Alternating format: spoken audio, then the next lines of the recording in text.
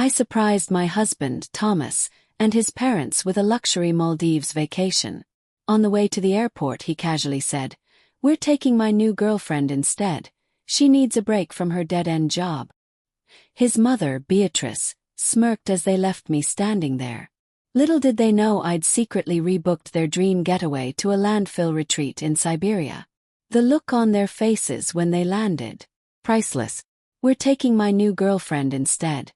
She needs a break from her dead-end job." The words hung in the air of our SUV like poison gas. I stared at Thomas, my husband of 8 years, certain I'd misheard him. The airport loomed ahead, its departure sign glowing in the morning light, a beacon of the escape I'd spent months planning, a vacation that no longer included me. "You can't be serious," I whispered, my voice barely audible over the hum of the engine. But the look on his face said everything. That half-smirk I once found charming now twisted into something cruel and unfamiliar. Beatrice, my mother-in-law, adjusted her designer sunglasses in the passenger seat. "Cassidy, dear, surely you saw this coming. Thomas needs someone who matches his ambitions." That smirk. That damn self-satisfied smirk as they pulled away, leaving me standing on the curb with my carefully packed suitcase. The same suitcase that contained the surprise itinerary for our Maldives getaway, the one I'd been planning for 18 months. What they didn't know was that I'd already changed those plans. I used to measure my days by how many times Beatrice would purse her lips at my efforts. Thanksgiving dinner. The turkey was a touch dry, dear. Christmas decorations. A bit tacky for the neighborhood, don't you think? My promotion at work. Well, it's not exactly corporate leadership, but it's nice you're trying. If you've ever reached your breaking point with someone who took you for granted, hit subscribe. It's free, and you'll join a community that understands. Sometimes the perfect revenge is reclaiming your power. Now let's see how Cassidy turned her heartbreak into liberation. For 8 years, I twisted myself into impossible shapes trying to fit the mold of Thomas's perfect wife. I learned to make his mother's signature meatloaf, even though I was vegetarian. I highlighted my naturally dark hair to achieve what Beatrice called a more polished blonde, because Thomas mentioned once, just once, that he liked blondes. "You've got such potential, Cassidy," Beatrice would say, rearranging my living room furniture while I was at work. "Thomas just needs a partner who can keep up with his trajectory." The trajectory. Always the trajectory. Thomas's father had been some mid-level executive who died when Thomas was in college, but Beatrice spoke about him like he'd been the CEO. Everything was about appearances and climbing higher. I'd been saving for the Maldives trip since our 5th anniversary. Every extra shift at the marketing agency, every freelance project, every tax return, all squirreled away in an account Thomas knew nothing about. Not because I was hiding it, but because money only interested him when it came from his family. "The overwater bungalows have glass floors," I'd whispered to myself late at night, scrolling through resort photos while Thomas worked late. "You can see tropical fish swimming right beneath you." I'd imagined his face lighting up with surprise, the trip representing everything we'd lost. Adventure, intimacy, wonder. The travel agent had warned me about the cost. "This is our premium package," she'd explained, eyeing my modest outfit with barely concealed skepticism. I'd pushed my credit card across her desk with quiet determination. "It's an investment in our marriage," I told her, refusing to acknowledge the flutter of anxiety about the debt I was accruing. 3 years to pay off minimum. Worth it to see genuine appreciation in Thomas's eyes again. There had been signs, of course. The late nights that smelled like unfamiliar perfume. The sudden password on his phone. The way he stopped reaching for me in bed. "He's just stressed about the promotion," I told my sister during our monthly phone call. "Once he makes partner, things will calm down." "Cass," she'd said, her voice gentle but firm, "you've been saying that for 3 years now." I'd hung up, annoyed she didn't understand the pressure Thomas was under. The expectations from his mother, from the partners at his law firm, from himself. Or maybe I was the one who didn't understand that I'd become background noise in my own marriage. 2 months before the trip, I found a long blonde hair on his jacket. Not mine. My highlights had grown out, Another beauty maintenance ritual I'd let slide as our bank account dwindled from my secret vacation fund. Working with the new paralegal on the Jefferson case, he'd explained, without looking up from his laptop. She's ambitious. Reminds me of myself, actually. I'd nodded and swallowed the question burning in my throat. Instead, I'd gone back to researching snorkeling excursions and couples massages, the special dinner I'd arranged on a private beach under the stars, the photographer I'd hired to capture what I hoped would be Thomas's genuine smile, something I hadn't seen directed at me in months. The morning of our departure, I woke at 5 a.m., too excited to sleep. I prepared Thomas's favorite breakfast, eggs Benedict with smoked salmon and fresh dill, and set the table with the expensive dinnerware Beatrice had given us for our wedding. For special occasions, she'd emphasized, as if I might use them for ordinary Tuesday dinners. I wore the blue sundress Thomas had once said brought out my eyes, years ago on our honeymoon. My hair was freshly colored. My nails done in a subtle French manicure. Perfect wife. Perfect surprise. Perfect opportunity to recapture what we'd lost. The doorbell rang as I was arranging strawberries into a heart shape atop Belgian waffles, Thomas's favorite childhood breakfast, according to Beatrice. Coming, I called, smoothing my dress and checking my reflection in the hallway mirror. This was it. The moment everything would change.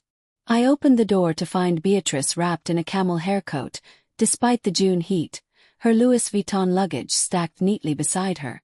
"Cassidy," she said, air-kissing my cheek. "Thomas said you'd be ready by now. The car service is waiting." I blinked in confusion. Car service? I thought we were driving to the airport.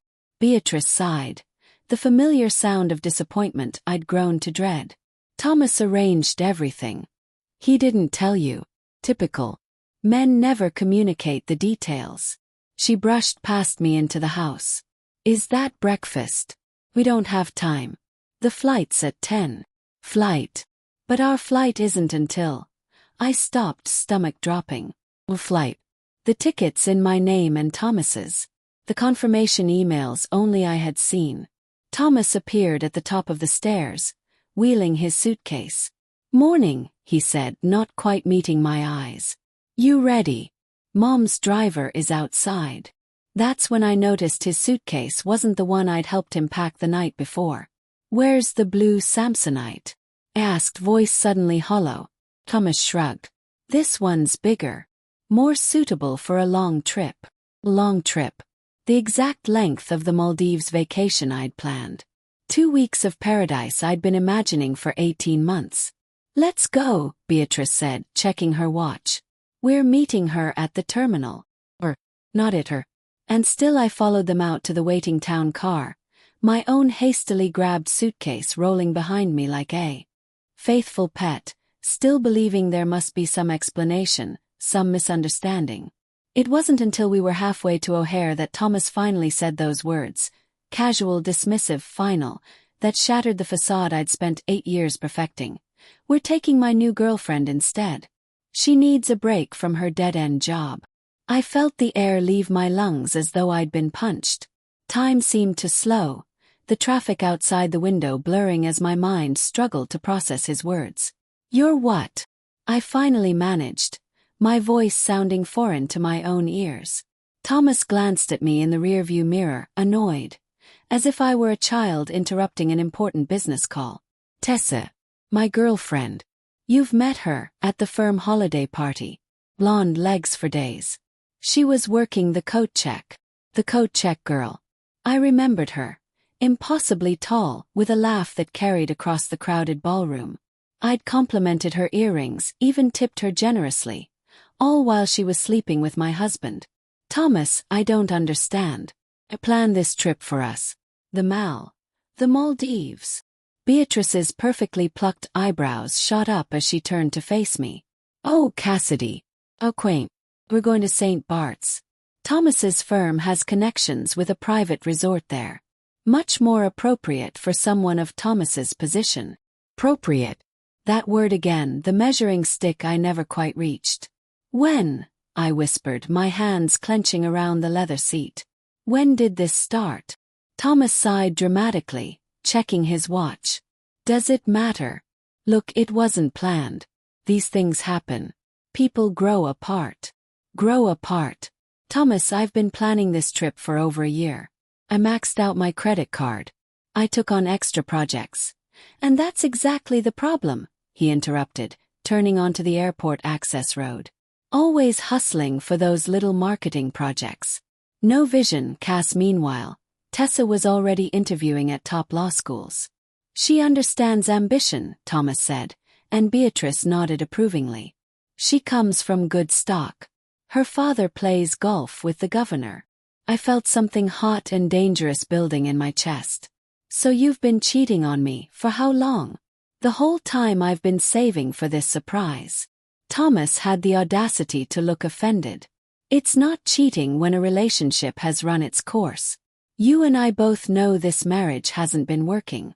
I was just waiting for the right time. The right time, I said, my voice cracking. And that would be after I spent thousands on a vacation I can't get refunded. Don't be dramatic, Beatrice cut in. Thomas will handle any financial loose ends. He always does. She checked her reflection in the visor mirror, then added, though maybe if you'd focused more on your career like I suggested, instead of playing housewife, you wouldn't be so concerned about money. The casual cruelty took my breath away. 8 years of trying to please this woman, and she could dismiss me so easily.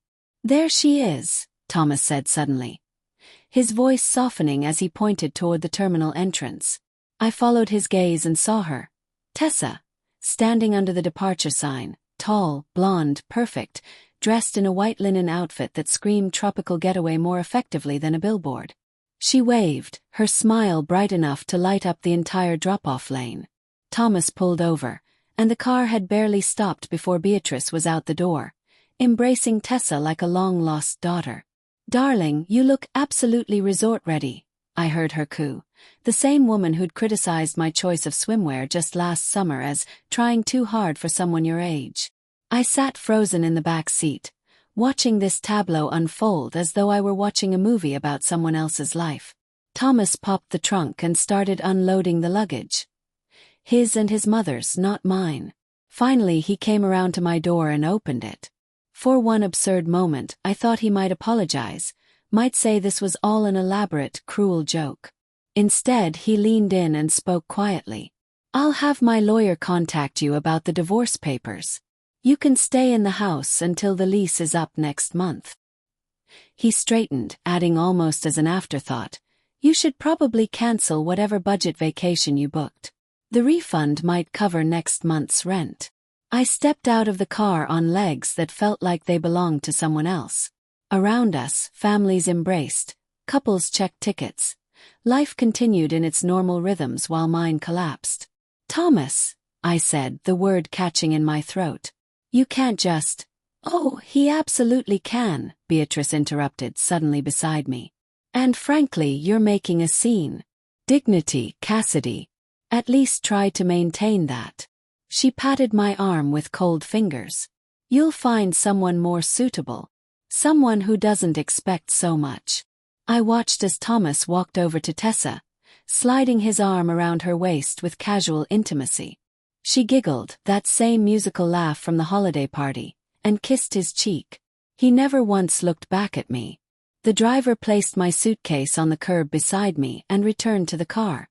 Beatrice gave me one last pitying glance. The car will take you home. We've already paid. Her final act of charity. As they walked away laughing, luggage rolling smoothly behind them, I stood paralyzed. Travelers streamed around me like water around a rock. Some giving me curious glances, others too focused on their own journeys to notice the woman having her life shattered on the sidewalk outside Terminal 3. I don't know how long I stood there, watching the automatic doors where they disappeared. Long enough for the morning sun to move higher, casting shorter shadows. Long enough for the tears to dry on my cheeks without me realizing I'd been crying.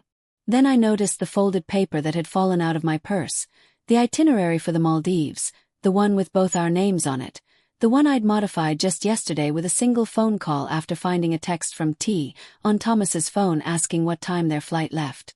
Something shifted inside me then, a tectonic plate moving beneath the landscape of my soul.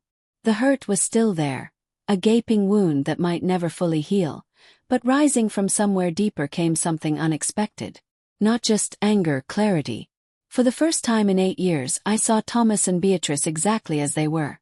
Not as the people I desperately wanted to please, but as the shallow, cruel people who had never deserved my efforts in the first place.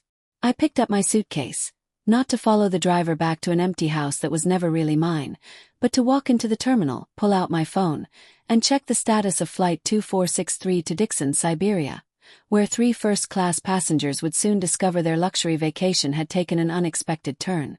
Enough was enough. And I was just getting started. Few people knew about my professional background before I became Thomas's wife. Before I reduced myself to fit his expectations, I'd spent 5 years as a project manager for an international event planning company that specialized in corporate retreats and incentive trips. My specialty: crisis management and last-minute itinerary changes for VIP clients. The irony wasn't lost on me as I settled into a coffee shop in the terminal, laptop open, fingers flying across the keyboard. Thomas and Beatrice had always dismissed my career as party planning. Little did they know I'd once rerouted an entire corporate board from the Bahamas to Alaska in under 12 hours when a hurricane threatened. "Good morning, Veronica," I said, putting on my most professional voice when the travel agent answered. "This is Cassidy Mitchell from Pinnacle Experiences. I need to implement Plan B for the Stuart Mitchell party."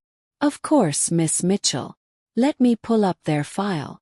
The agent's voice was crisp and efficient. "Ah yes, the contingency arrangements we discussed yesterday." "You're absolutely certain?"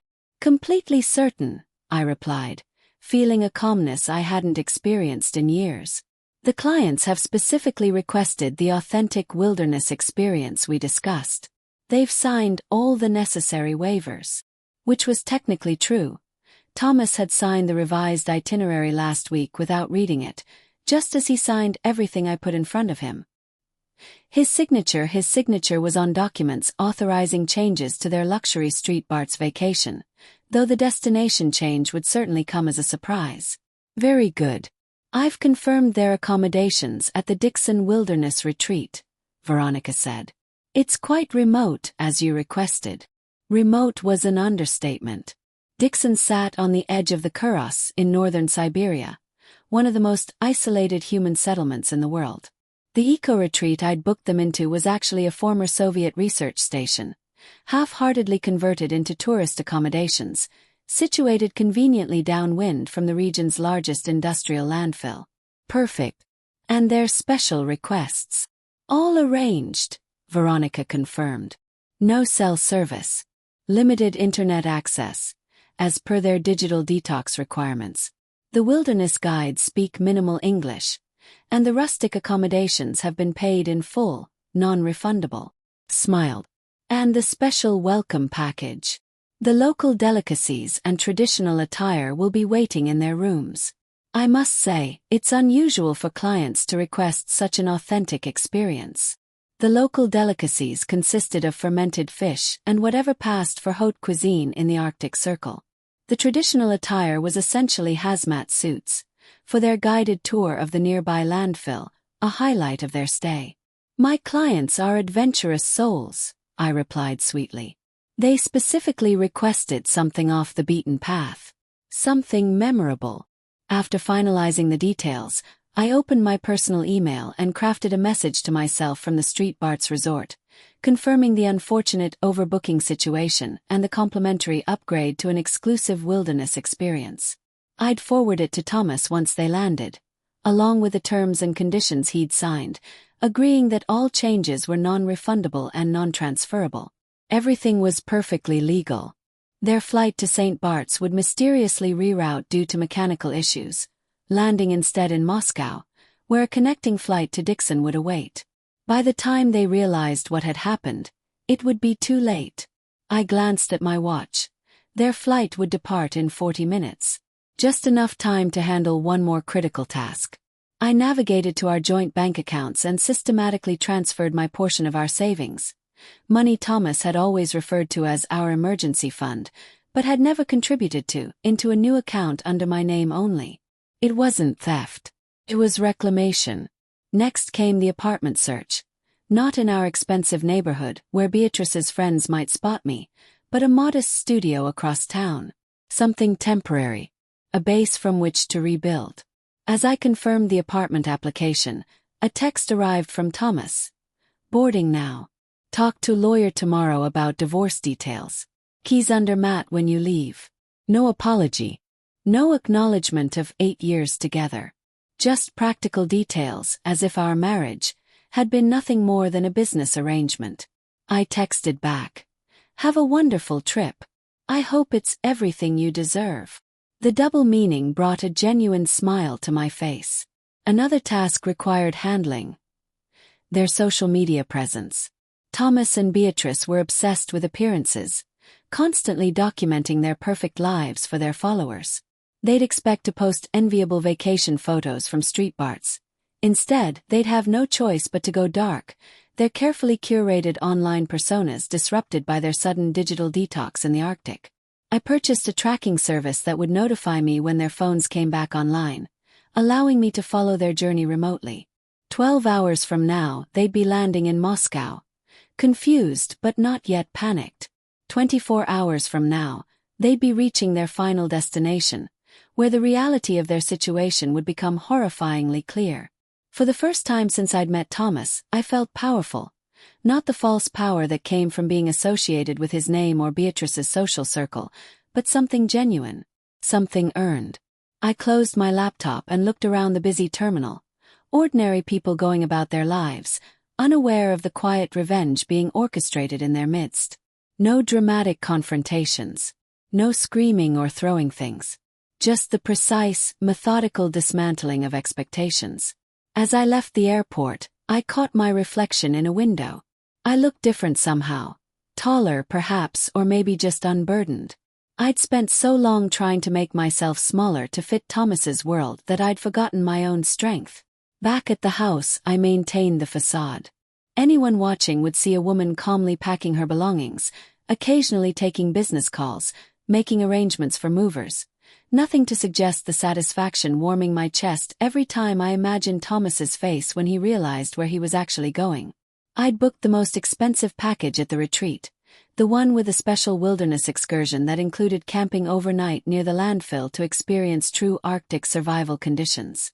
Beatrice would be especially thrilled with the communal bathrooms and the traditional Russian breakfast of congealed porridge served daily at 5 a.m. sharp.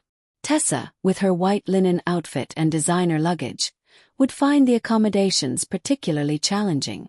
According to their itinerary, their luggage would be delayed for the first 48 hours of their stay, forcing them to wear the provided clothing.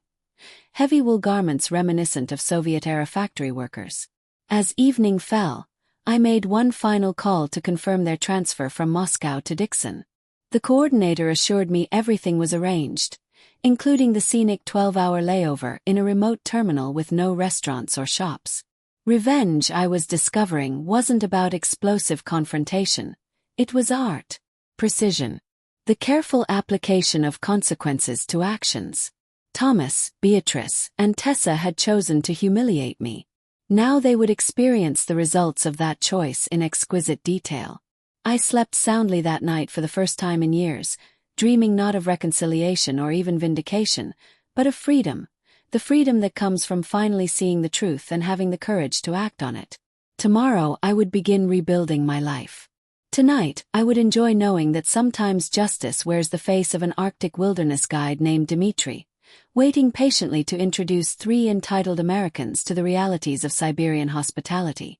As I sorted through my belongings the next morning, deciding what to take and what to leave behind, memories surfaced like debris after a flood. With my newfound clarity, I could finally see the patterns that had been there all along. Our third date. Thomas had ordered for me without asking what I wanted. "Trust me," he'd said with that charming smile. "I know what you'll like." I'd been flattered then, mistaking control for care. When the dish arrived, something with cilantro which I despised, I ate every bite, ignoring my watering eyes. "See, I knew you'd love it," he'd said, and I'd nodded, already learning to doubt my own preferences. The night he proposed, He'd presented the ring with theatrical flourish at a restaurant filled with his colleagues. I didn't want anything too flashy, he'd explained later when I privately admitted the large diamond wasn't my style. But people in my position have certain expectations. I'd nodded, understanding that my taste was secondary to his image. I pulled open my bedside drawer and found the small box of mementos I'd kept hidden from Thomas's minimalist aesthetic, a dried flower from a bouquet I'd bought myself, a postcard from my sister in Colorado that Thomas had dismissed as pedestrian scenery, a small sketchbook of designs I'd once dreamed of pursuing before Thomas convinced me that marketing offered more stability. My fingers touched something cold and metallic, my grandmother's silver bracelet. I'd stopped wearing it after Beatrice's cutting comment at our first Christmas together.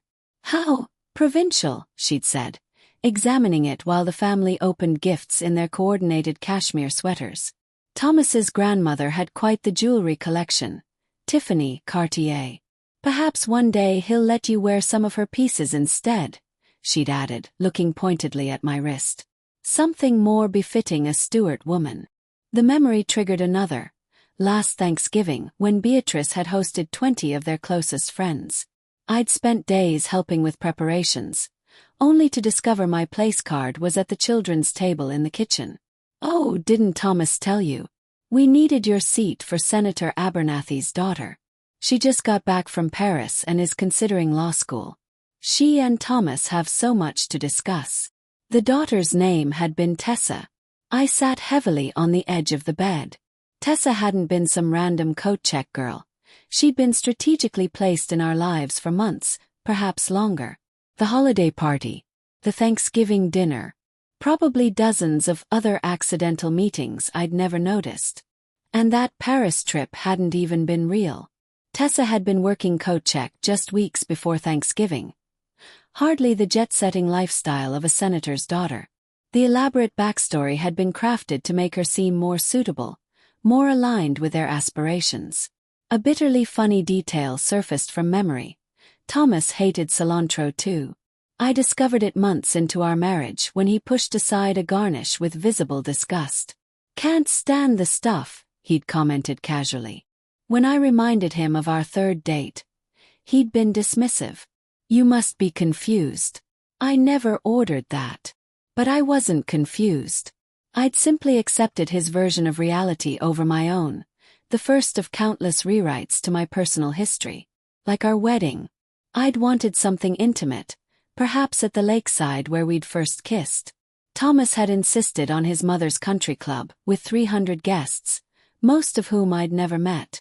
"This is how it's done in my family," he'd said, making it clear that his traditions would now be mine. When I walked down the aisle, Beatrice had stopped the procession to adjust my veil, whispering, "Chin up, dear. You're marrying above your station. Try to look worthy of it." Even my job had been systematically diminished. When we'd first met, I was managing international events with budgets in the millions. After we married, Thomas suggested I take a position at a friend's local agency. "To reduce your stress," he'd explained. "Besides, my career is demanding enough for both of us." I believed him when he said it was best for our marriage, for our future family. The family that never materialized, because Thomas always had a reason to wait. Another promotion, a better house, the right time. In reality, children had never been part of his plan for us. They would have divided my attention, given me an identity beyond being his wife. The phone interrupted my thoughts. A notification from the tracking app. Their plane had landed in New York for a connecting flight. Soon they'd be over the Atlantic, still blissfully unaware of their actual destination. As I closed the notification, I saw an old text thread with my former colleague Miguel. He'd reached out 6 months ago about an opportunity with his new company. "We're expanding internationally and need someone with your expertise," he'd written. "The travel would be extensive, but the compensation is excellent." I declined without even discussing it with Thomas, knowing he'd disapprove of the travel requirements. Now, I wondered if Miguel's offer still stood. I continued packing, finding more evidence of the gradual erosion of my identity. Photos where I stood at the edges, half cropped out of family gatherings. Clothes I'd never liked but worn because Thomas or Beatrice had selected them. Books with turned-down pages, self-help titles about being a supportive partner, about sublimating one's needs for the good of a relationship. In our home office, I found a folder of dinner party seating arrangements in Beatrice's handwriting. Looking through them, I noticed a pattern. For the past year, Thomas had been consistently seated away from me and next to various young, accomplished women. Tessa's name appeared with increasing frequency over the last 6 months, always placed beside Thomas, often with notations like law school discussion or tennis connection. I wasn't just being replaced. I had been systematically phased out, a carefully orchestrated transition so gradual I hadn't recognized it happening. The final piece clicked when I found a brochure for a couples therapy retreat dated from 3 years ago. I remembered suggesting it during a rough patch. Thomas had refused, calling it New Age nonsense. Yet here was the brochure, with his handwriting in the margins. Last resort if she won't accept the changing dynamics. Even then, he'd been planning his exit, preparing arguments for why our marriage had naturally evolved into something that no longer included me. Not because he'd fallen for someone else, but because I had somehow failed to evolve with him. The truth settled over me with surprising lightness. I hadn't failed our marriage. It had been designed to fail from the beginning. A temporary arrangement, until someone more aligned with Thomas and Beatrice's ambitions came along. I slipped my grandmother's bracelet onto my wrist, its familiar weight an anchor to who I'd been before, and who I might become again. Then I reached for my phone and typed a message to Miguel. Is that international position still available? I find myself unexpectedly free to travel. As I hit send, a notification appeared on my tracking app. Their flight path had changed. The first phase of my plan was in motion. I smiled. A genuine smile that reached my eyes for the first time in years. Let Thomas, Beatrice, and Tessa enjoy their strategic alliance in the frozen wasteland I'd arranged for them. I had my own course correction to navigate. Miguel's response came within the hour. Position is yours if you want it. When can you start? I answered without hesitation. 2 weeks. I have some personal matters to wrap up first. Those personal matters included watching justice unfold in real time. I'd set up a command center of sorts in my new studio apartment. Laptop, phone, and a bottle of wine I'd been saving for a special occasion. Qualified.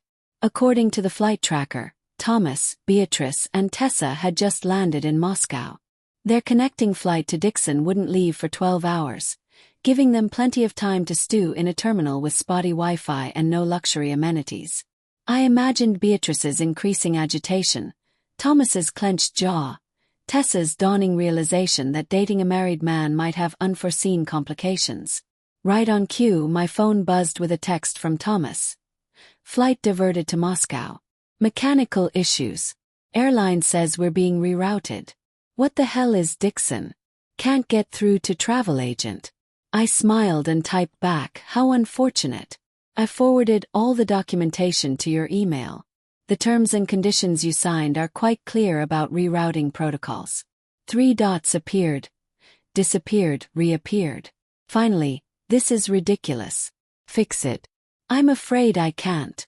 As you mentioned, we're getting divorced. Your travel arrangements are no longer my concern.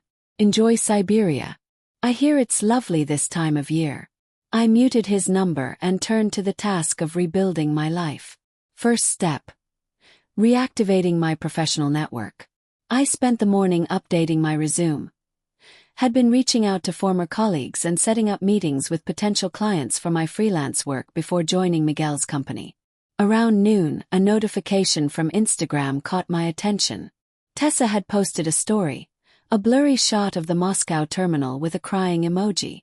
Her caption read, "Vacation nightmare. Stuck in Russia.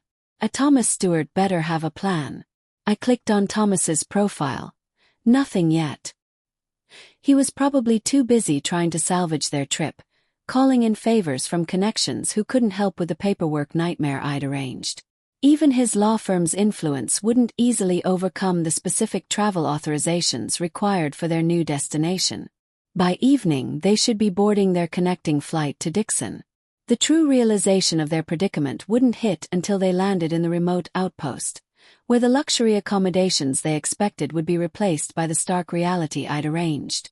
I spent the afternoon purging my closet of clothes I'd bought to please Thomas and Beatrice, designer pieces in muted colors that had never felt like me. At the bottom of a drawer, I found a small sketchbook filled with clothing designs I'd abandoned years ago, when Thomas had called them impractical hobby drawings. The sketches were actually good, better than I remembered. One design in particular, a structured jacket with unexpected details, caught my eye. On impulse, I photographed it and sent it to my sister with the message, "What do you think? Too impractical." Her response was immediate. "It's gorgeous. When did you start designing again? I want one in every color." Something warm unfurled in my chest. Not vindication, but something quieter and more profound. Possibility. That evening, I received notification that Thomas, Beatrice, and Tessa had boarded their final flight. Within hours, they would arrive in Dixon, where a driver would take them to the eco-retreat I'd arranged. I imagined their faces as they first glimpsed the converted research station, the realization dawning that there were no infinity pools or beachside cabanas awaiting them. While I waited for the inevitable fallout, I cooked myself a proper meal, something with cilantro, which I discovered I actually loved, once I stopped pretending otherwise. I ate at my small kitchen table, savoring each bite, allowing myself to enjoy the simple pleasure of food prepared to my own taste. Around midnight, my tracking app showed their phones coming back online briefly, just long enough for a flurry of activity before disappearing again.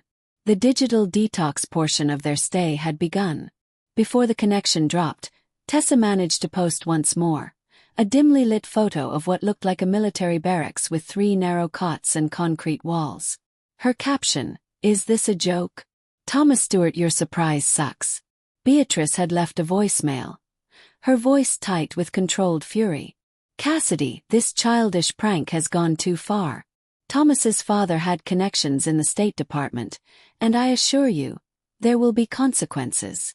I deleted the message without responding. Empty threats from a woman whose power over me had evaporated. The next morning, I woke to an email from Miguel with details about my new position. The company was expanding into Asian markets and needed someone to manage corporate events across multiple countries. The salary was double what I'd been making at the local agency. As I reviewed the offer letter, a text came through from an unknown Russian number. Thomas must have found some way to communicate despite the limited connectivity. "You won't get away with this.